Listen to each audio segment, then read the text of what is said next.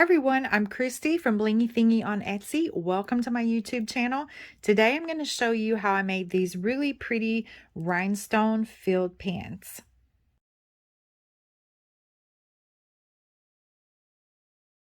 So what you're going to need for this project, these are called empty tube floating DIY pans, and I got these off of Amazon. They're really inexpensive. When I got mine, I just bought like a set and it had a lot of different colors, and so that's what you're going to be using, because you're going to take this part that's empty here and you're able to unscrew this. Just take that, and then there's like this little stopper in the end that you need to remove so that you can get your rhinestones and stuff in there. So you're just going to stand that up.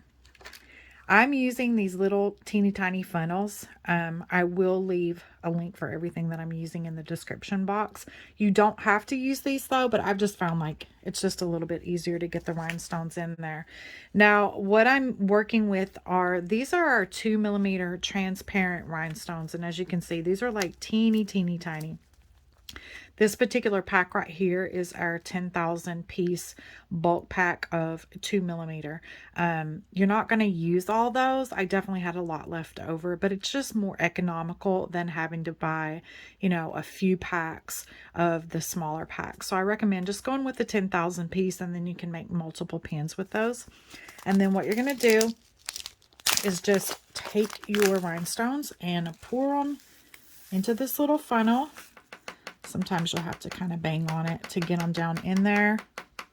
And then once you've got it full, and then sometimes they'll kind of get stuck in this funnel, and then just kind of take it out and you can lift it and move it around. You don't want to fill them too full. You want them full, but not too full, because remember, you got to put that stopper back in there. So I'm going to leave room for the stopper. Put that back in there, and then that's going to prevent the rhinestones and stuff from falling out. So just get your stopper back in there, and then you're going to screw it back onto your pan. And that's it, you guys. Look how easy and quick it was to just make this really pretty rhinestone filled pan. So again, the links for everything are in the description box. You can get the 2mm transparent rhinestones from our Etsy shop. We have a lot of sales going on right now, so be sure to check those out. And I hope you guys love this cute little DIY tutorial.